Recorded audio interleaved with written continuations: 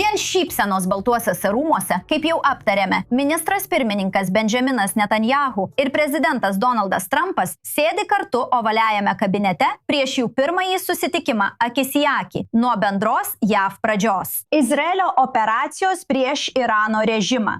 Šis susitikimas trukęs 90 minučių ką tik baigėsi ir yra apibūdinamas taip produktyvus. Abu lyderiai dalyvaus Velionio senatoriaus Lindžio Brehemo laidotuvių ceremonijoje prasidėjus kitai valandai. Apie tai daugiau vėliau. O dabar malonu pasveikinti Danį Danoną, Izraelio ambasadorių prie Jungtinių tautų, kuris dabar prisijungė prie mūsų iš Niujorko. Ambasadoriau, labai ačiū už jūsų laiką.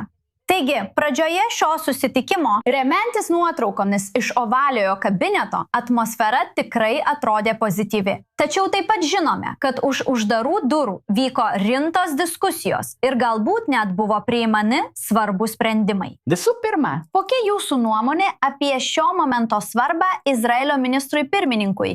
Tai daug kalbama apie jo kartais sudėtingus santykius su JAV prezidentu. Ministras pirmininkas nuo tada, kai prezidentas pradėjo savo antrąją kadenciją su prezidentu Donaldu Trumpu, susitiko 8 kartus. Tai kalba už save.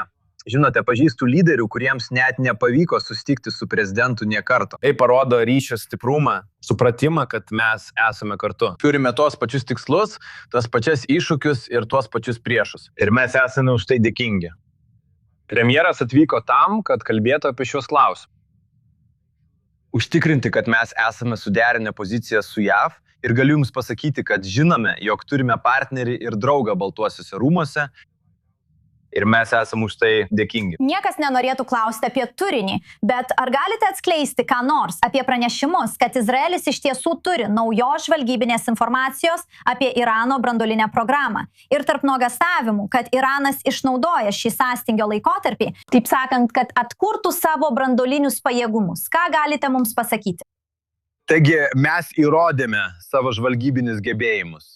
Žinote, kai atakavome objektus ir teroristus Irane, žinote, mūsų kolegos Vašingtone vertino tai, ką mes darome, ką mes iš tikrųjų jiems suteikiam. Ir tai ne pavienis atvejis, tai yra nuolatinės pastangos. Ir mes toliau tai darysime, mes ir toliau dalinsime savo žvalgybinę informaciją su savo sąjungininkais Vašingtone. Mes suprantame, kokia tai svarbu. Jie įvertina, žinot, jo avie taip pat turi savo žvalgybą, labai įspūdinga pagal mastą.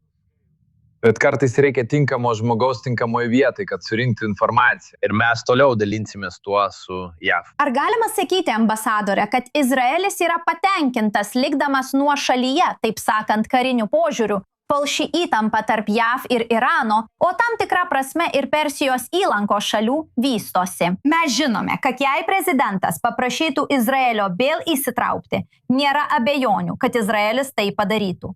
Tačiau ar yra scenarijus, kuriame Izraelis imtųsi veiksmų prieš Iraną savarankiškai? Na, nemanau, kad žodis patenkintas čia tinka. Žinote, mes esame aukštoje parengtyje, esame pasiruošę visiems scenarijams. Mes suprantame, kad artimuosiuose rytuose viskas vyksta labai greitai. Per pastarosias kelias savaitės Iranas taikėsi į 12 artimųjų rytų šalių. Ir mes matėme, kad kai kurios balistinės raketos iš tikrųjų taikėsi į Jordaniją, visai šalia Eilato. Taigi mes esame pasiruošę ir labai aiškiai sakome, jei kas nors užpuls Izraelį, mes neprašysime jokio leidimo, mes atsakysime nedelsant, o pasekmės kitai pusei bus pražūtingos. Taigi tai yra žinutė, kurią siunčiame viešai ir už uždarų durų. Kokia jūsų nuomonė apie izraeliečių nuotaikas dėl galimo dar vieno karo ir galbūt dar daugiau laiko slėptuvėse? Jei rezultatas bus tik grįžimas prie derybų tarp JAV ir Irano dėl šio labai ydingo susitarimo memorandumo, tai nėra tas rezultatas, kurio dauguma izraeliečių norėtų. Taigi, žinote, pastarieji keleri metai mums buvo sunkus. Mes visi daug paaukojame. Tai nebuvo lengva, buvo skausminga, bet mes suprantame, kaip svarbu tai padaryti. Ir esu tikras, kad šiandien tai labai vertinama, nes šiandien esame daug geresnėje padėtyje, kalbant apie regione prieš mus nukreiptas grėsmes. Žinote, kai žiūrite į Irano pajėgumus, Hezbollah, Hamas, tai nėra tas pats. Taigi, Taip, buvo sunku. Taip, žmonės pavargė. Tačiau tuo pačiu metu suprantame, kad turėjome sumokėti tą kainą. Ir jei reikės tai padaryti dar kartą, mes tai padarysime dar kartą.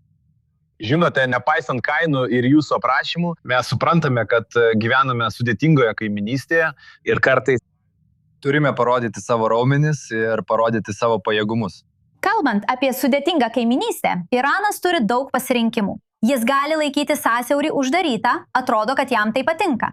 Jis gali taikytis į Persijos įlankos šalis, ką nuolat ir daro. Jis gali grasinti nužudyti JAV ir Izraelio lyderius bei politikus ir žinoma, jis gali surengti didelį smūgį naujoje savo pasirinktoje vietoje. Kokie jūsų rūpesčiai šiuo metu?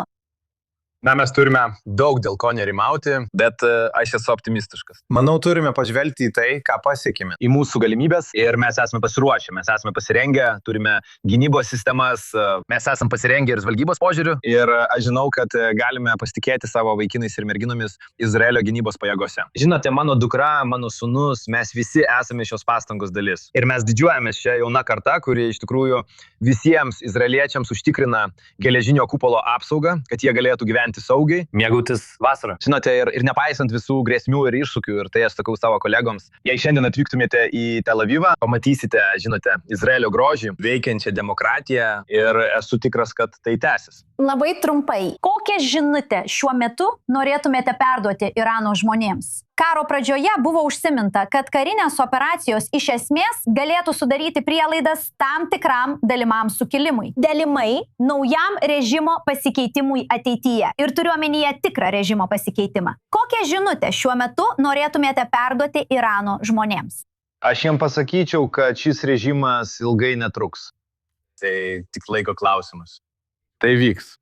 Aš žinau, kad jie kenčia, mes meldžiamės už juos. Žinote, mes visi kalbame apie režimo pasekmes, bet jie tai jaučia dieną ir naktį. Taigi mes esame su jais. Ir aš tikiu, kad ateis diena, kai galėsiu atvykti ir aplankyti Irano žmonės. Ir jie galės atvykti ir aplankyti izraeliečius bei kitas šio regiono šalis.